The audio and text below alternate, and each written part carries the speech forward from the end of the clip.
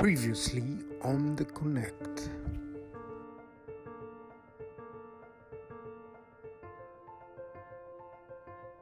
That shook me because that meant I had to fly to class every week.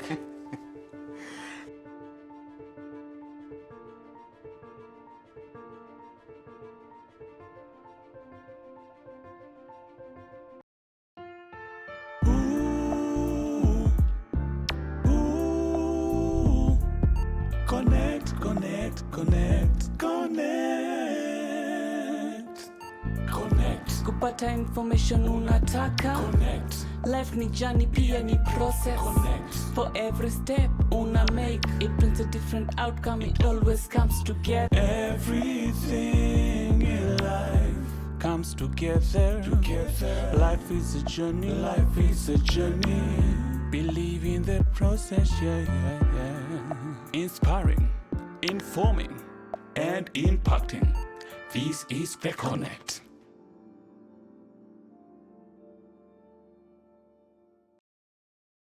So how long did you do this? And what I want to understand now, so you said you were actually very strong, you're excited because you just wanted to go to school. But now you've hit your first hurdle. What did that do to you mentally? Now you have to fly to classes every week, every Wednesday morning. And then when did you come back, on Thursday or Friday? Thursday night? I had to come back on Thursday night because I had work on Friday. So Thursday night. And then you have to fly again the next week, Wednesday morning. What did that do to you? It was, I think at the beginning, I didn't feel the impact. But as I progressed, that's when you feel the impact. And I think what made my journey even more difficult or challenging was like this one particular day.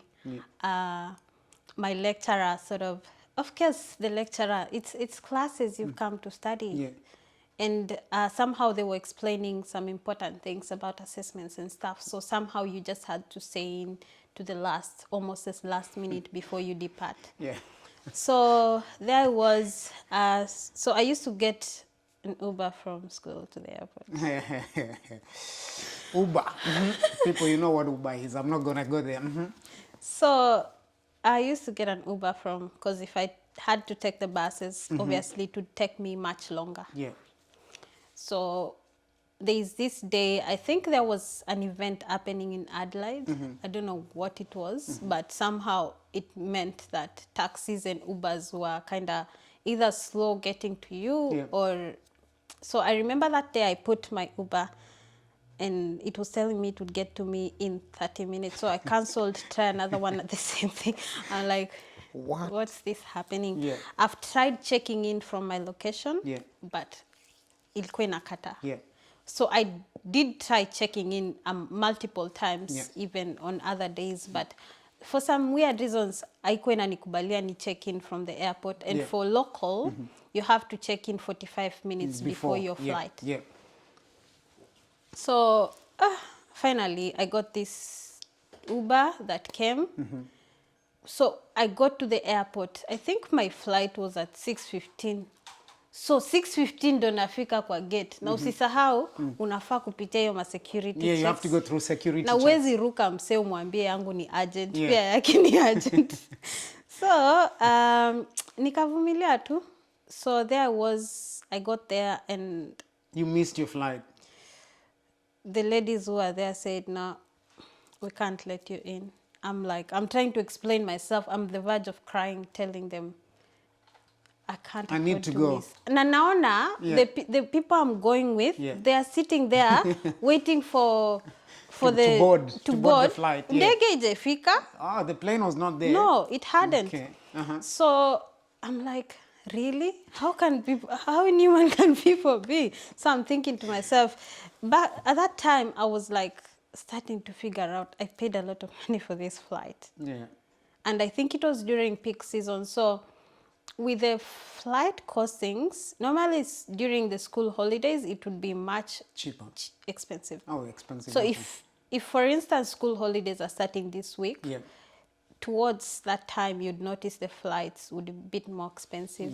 And then in the evening, the flights were much more expensive than in the morning. But for my case, I didn't have an alternative. So I think for that flight, I paid close to $300. For one-way flight? Yeah, one way. That's quite expensive. What? So anyway, they said I couldn't go in. So, and then when you miss your flight, do they give you another flight, or you have to pay another? So for me to get another flight for the following day, Yeah. I had to add a few, something like that. I think Yeah. I had to pay a few more dollars. But whatever I had to do, Yeah. it just didn't sit right with me. So I thought, nah, I couldn't be bothered. So I just rang my friends and told them, I missed my flight, so I'm coming back. Wow. So I just took the bus and Got to the yeah, house. made peace with myself, Yeah. got back to the house. Then, of course, I had to cancel my work the following day. Yeah. And I hated canceling because like, when you're working, you also don't want to affect your reliability. Yeah. And yeah, so I just told them I missed my flight, so I'm unable to work tomorrow. So anyway, I came back to Melbourne, and I think that happened twice. There's this day too that I missed a flight. You missed a flight. So you've been missing. So I think I missed once going and once coming back. So what is this doing to you now? Are you realizing I cannot be able to continue with this Yes. now? So by then I'd made my decision that I'll be moving to South Australia. So you're moving now? As things get difficult, Yeah. I thought I was moving. Yes. But as time went by, I knew I had more support in terms of friends who'd become family and people that I knew from when I was a kid. Yeah. So I thought, nah, I think I'd be better off in Melbourne. Wow. So you didn't make the move to Adelaide. So how was now I want us to get to a very critical point. How was it changing over from school in Adelaide to Melbourne? And what were the requirements and how did you do it? So I went back to my agent and I explained my situation and I said, oh, I don't think I'm capable of settling down there. So I did explain to her that the classes weren't fortnightly as they had mentioned. Yes. It was more Every week. Every week. Yeah. And she felt it. She said, I That's too can't much. imagine how you managed, because that was after I completed my semester. Yeah. So we were going for the long summer break. Yeah. And I knew I had time to sort change of over. work something out. Yeah. So I said, could we just find a school in Melbourne? Yeah. And so that's when we started. So I needed a clearance letter from from the previous uni. From uni? Mm-hmm. I needed my transcripts. I needed my transcripts. And then you also need a statement of purpose explaining Again. yourself again. Okay. Why you're into social work, why are you moving schools. And I also needed, at this stage, I didn't need to extend my visa because it's still master's in social work. That means it's the same course. Yeah. It was only the transcripts, letter of release from the previous uni, your certificates from your bachelor's and everything, because this is a new uni, so they also need full information about you. So are you starting again? It's like you're applying afresh. So will you start uni again, or you will continue to where you stopped? So when I got to this uni, there is something called credit transfers. Yes. So you would apply for the credit transfers From the previous uni? from the previous Yeah. uni. But coming here, there were unit changes. Oh, So wow. there are amendments. You would realize that sometimes some units are scrapped off or they do. So somehow getting to this uni, I sort of couldn't get credit transfers for all the units. Wow. So now you have to start again. Yes, it's more like, but I was ready for it. Like Yeah. I was, no, I need this. What were the repercussions of you changing unis and changing, maybe starting again? What were the repercussions? Was there repercussions in terms of costings, in terms of visas, in terms of life? What were the repercussions for changing over? First, if at all I had to move to Adelaide, either way, that means I had to give up everything that I had here in Melbourne. Yeah. Not that I had much, but of course that's a new environment. Yeah. So that meant I had to like kwenda kwanza scratch. So you're like, ni kama tu umetoka home. Yeah, starting from afresh. Yeah, starting afresh. So, but then after going, I think with all those challenges, I'd be happy to live in Adelaide. But I think, like, I was traumatized somehow during those periods. Yeah. Like, I had so much happening that I just needed to move back to Melbourne. Okay. So, of course, it has impact on times, financial, visa, your health cover, you also need to extend. But at this given stage, given that I had just gotten my other visa that was to last for 2 years, at that time I didn't need to worry about the visa, but I still needed to get a COE and a letter of acceptance from this uni, and which I would then later use to apply for a visa extension. Yes. And how was that process? Was it easy? For that visa extension, I think I used my agent, but then we were working side to side. So they would ask for this, and then I had to also seek another bank statement, which is from home. Yeah. Yes. So through all these learnings, you've mentioned very few, very subtle things. I want you to maybe face that come and tell someone out there who's trying to change careers, and then maybe start over from where you were in Kenya. What can you advise someone who's trying to come to Australia? For someone who's in Kenya, I would say first, go with what you love, because this is something that you're going to be doing for the rest of your life. So you don't want to tie yourself down to something that you're not passionate about. The other thing is, it's never easy. No, I can't tell you it's never easy.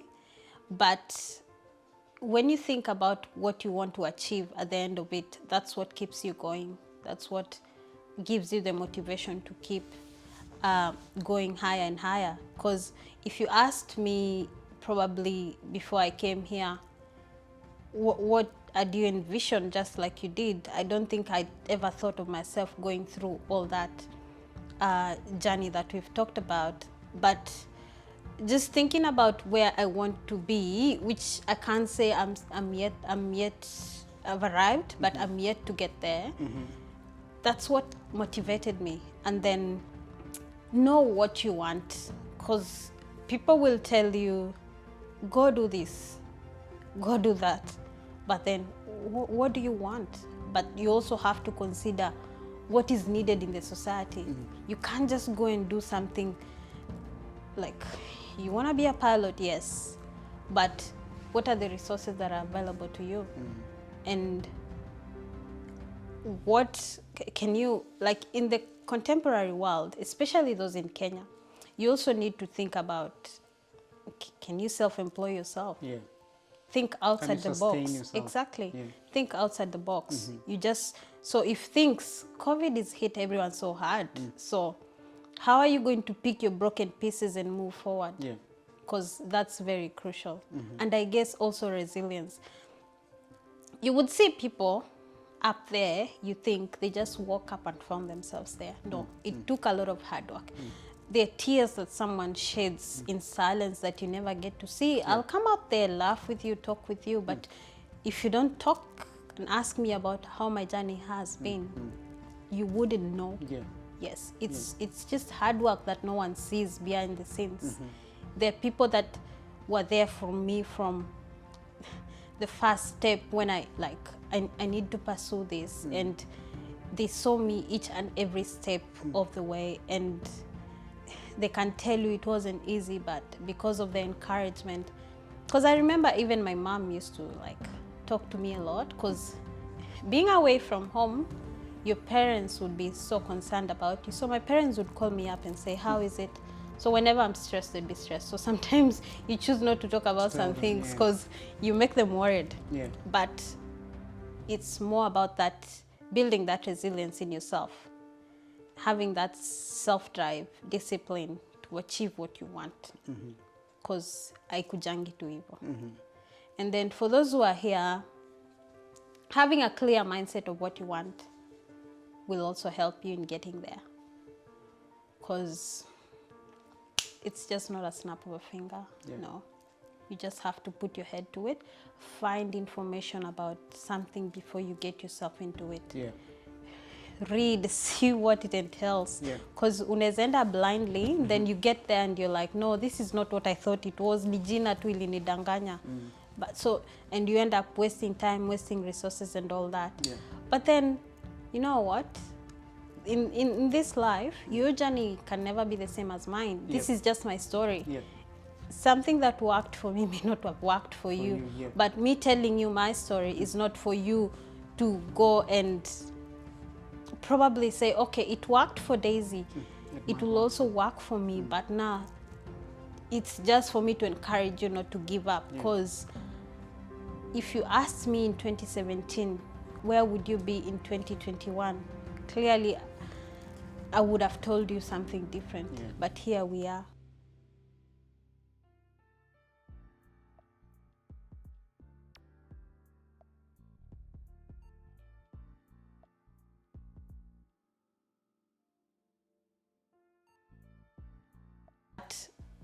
It's more about that, building that resilience in yourself, having that self-drive, discipline to achieve what you want. Because haikujangi tu hivyo. And then for those who are here, having a clear mindset of what you want will also help you in getting there. Because it's just not a snap of a finger. No. You just have to put your head to it. Find information about something before you get yourself into it. Read, see what it entails. Because unaweza enda blindly, then you get there and you're like, no, this is not what I thought it was. Ni jina tu ilinidanganya. But so, and you end up wasting time, wasting resources and all that.